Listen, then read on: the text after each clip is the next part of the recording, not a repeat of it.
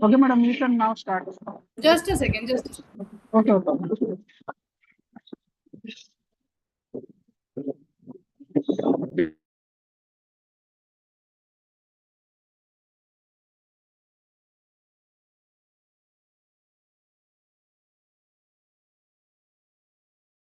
We are live, we can start now.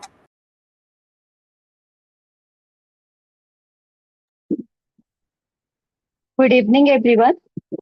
This is Dr. Riya Gupta, and today's PPT topic is the gold standard for on-targeted hypertension care.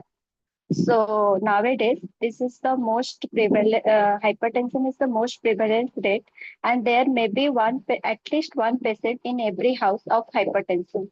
So now I would like to start this PPT. So first, in PPT, today's PPT, we are going to discuss about the prevalence of hypertension and what are the guidelines of hypertension according to 2025 ACC. And we will have focus on telmisartan overview, that how it controls 24-hour BP. Then it mainly controls our morning BP surge and reduction of BP variability, high smoothness index, pre-gamma activation study, and we will have focus on the relevance of telmisartan versus calcium channel blockers. So as per recent ICMR data, there are the different data according to ICMR. You can go through it. Then according to them, how many percent are were on treatment, how many patients have been on control. Next. So here is a flow chart that is very normal. That how normal BP less than 120 to 80 mmHg. This is very well known to all of us. And with lifestyle therapy on also, it can be managed. But if the BP is elevated constantly above 130 by 90, then there is the requirement of medicine, and it varies according to age also. So here are that age group, and then in adults, confirmed hypertension who are at increased risk for cardiovascular diseases. That goal is to at least the goal must that the BP should be less than 130 mmHg, with encouragement to achieve systolic blood pressure less than 120 mmHg is recommended to reduce the risk of cardiovascular event and total mortality. Number 4 point is that in adults with confirmatory hypertension who are not at increased risk for cardiovascular diseases, diastolic pressure target of less than 80 mm of Hg may be reasonable to reduce the risk of cardiovascular events. So there is just these are the range which shows us that the patient who are at the risk of cardiovascular diseases. So accordingly, the systolic blood pressure and diastolic blood pressure must be controlled. Next slide also shows us that data only, that how we can control the BP systolic blood pressure less than 120 and diastolic blood pressure less than 80 mm of Hg in adults. And BP or BMI, we must also have focus on the BMI, as nowadays we all are very fond of fast food, which leads to increase of weight. So accordingly, our BMI also increases. So BMI must be managed, as there are different ranges of BMI, and there are underweight, normal, and overweight and obese. So we all must try to control the patient's weight so that their BMI should be normal. Then it will be easy for us to control their BP, because obesity plays a major role in the increasement of BP or in the hypertension. Next slide. Next slide, we have for adults with hypertension and chronic kidney disease as identified by glomerular filtration rate less than 60 ml per minute or 1.73 meter square for albumin urea, more than 30 mg albumin per creatinine. Treatment should be target of systolic blood pressure goal of less than 130 mmHg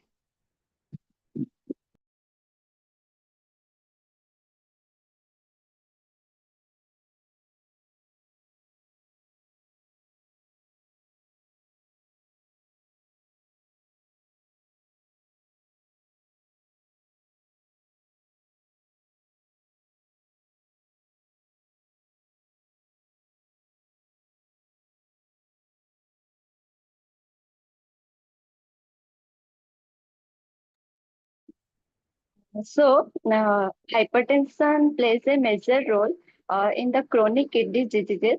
So, these are the data how we can manage the glomerular filtration rate. Accordingly, we can manage the CKD. So, hypertension plays a vital role also in the management of CKD. Next, these are the angiotensin receptor blockers with proven cardiorenal-metabolic benefits. How it has a because it has a longer half-life. That's why it plays a very vital role in the prevention of cardiorenal diseases. So these are the data which shows us that how telmisartan control 24-hour of BP. Attenuation of 24-hour BP fluctuation and control of the early morning BP surge improve CV outcomes, cardiovascular outcomes in hypertensive patients. So this graph clearly shows us that how the BP fluctuate by the intake of telmisartan, and mainly it plays a very important role in controlling of morning BP. Next, reduction of BP variability.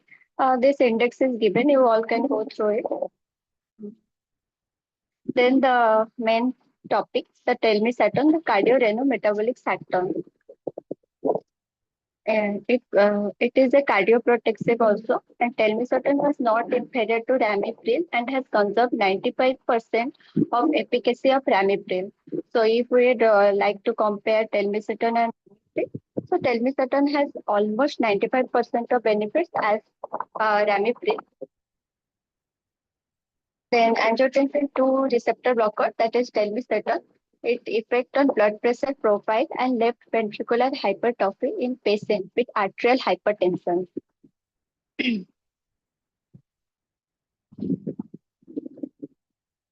B, then it is effective. Telmisartan also has role in effective renal protection, that kidney protection. So recommended starting renin angiotensin system inhibitors or ARB for people with high BP, CKD, and severely increased albuminuria without diabetes.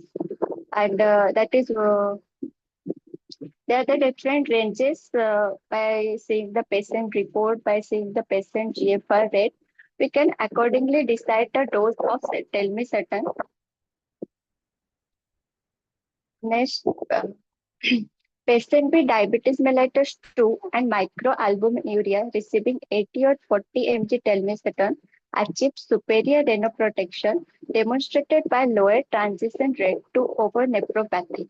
So here is one of the data that shows us that patient with diabetes, and mainly there are the patients of diabetes mellitus 2 patients, and one range is given.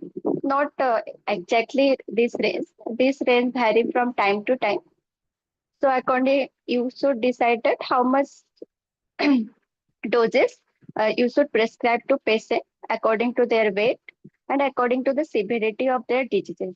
But here is one just roughly data given that 80 or 40 mg telmisartan has achieved the superior renal protection demonstrated by lower transition rates to over nephropathy.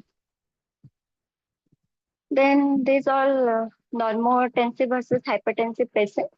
These are the comparisons, which clarifies more about telmisartan that not only in India, in out of India also, because here is one data related to Japanese patient.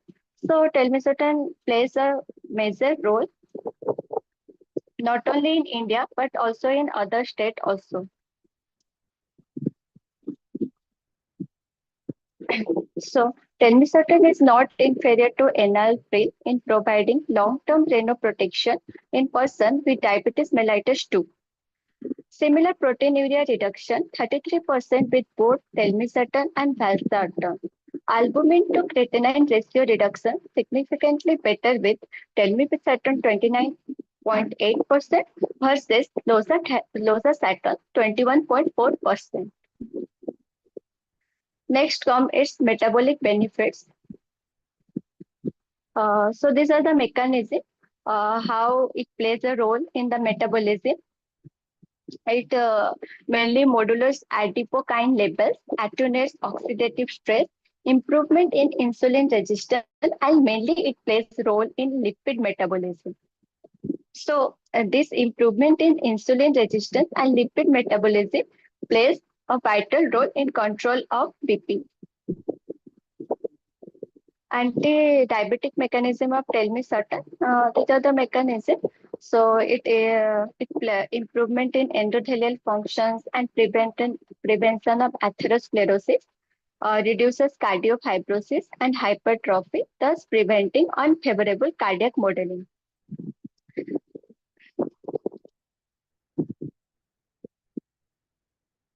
Then association of antihypertensive drug with incident diabetes is lowest score, ARB and ACE inhibitor, followed by calcium channel blockers and placebo, beta blockers and diuretics in rank order. So accordingly, calcium channel blocker, angiotensin converting enzyme, and beta blockers, these are and diuretics. They are accordingly arranged in the ranks according to their benefits and according to their actions in the patients. Then the relevance of telmisartan versus calcium channel blockers. Initiation with RAS therapy, that is renin-angiotensin therapy, rather than with calcium channel blockers, confirms kidney benefits among hypertension patients with advanced CKD. Clinical outcomes between calcium channel blockers and angiotensin receptor blocker in hypertension patients without established cardiovascular diseases during a 3-year follow-up. So there is the data of last 3-year follow-up that between the clinically it has been, yes, data has been collected that how the calcium channel blockers and angiotensin receptor blocker in hypertensive patient, and accordingly their effect on the patient has been collected, data has been collected and shown here. You can go through it. These are the data on the different groups of patients. So how they have taken ambulatory BP monitoring study, total 40%. These are the data, how they have taken the data, the 20% of telmisartan, 40 mg, 20% of clindamycin, 10 mg.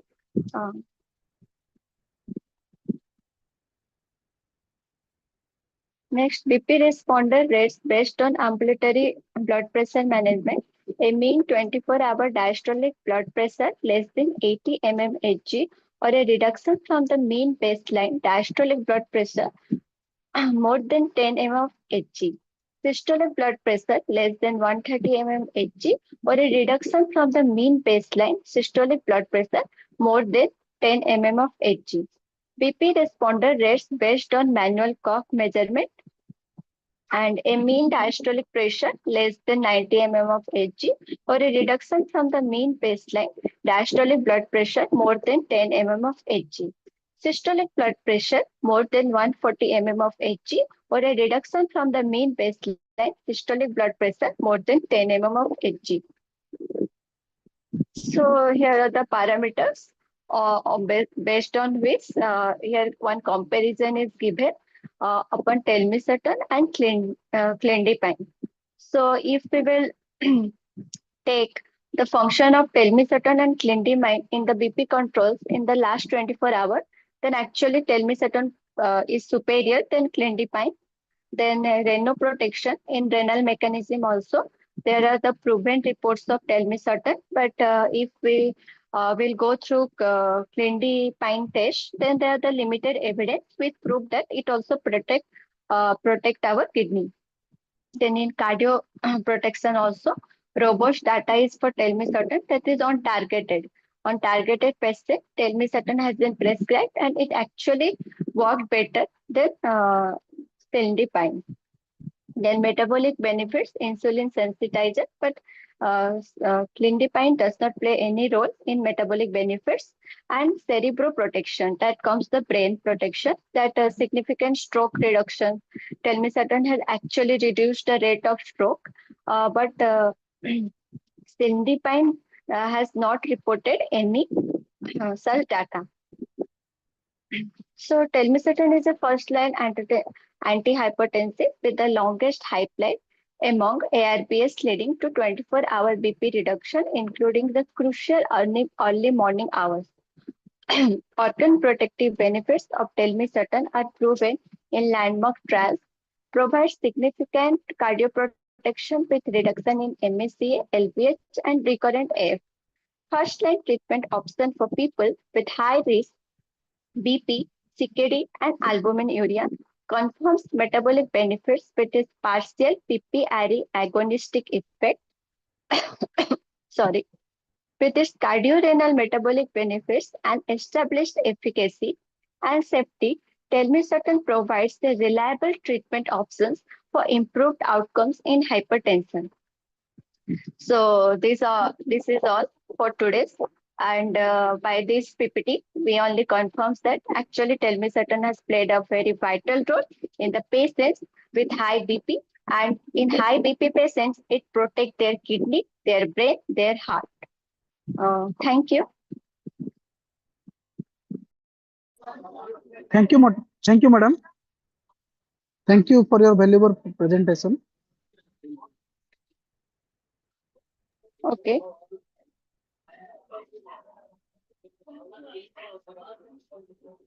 Madam, we can end the session. Yes, yes. Okay. Hello. Yes, hello. Okay. Madam, we can end the session now. Okay, with permission.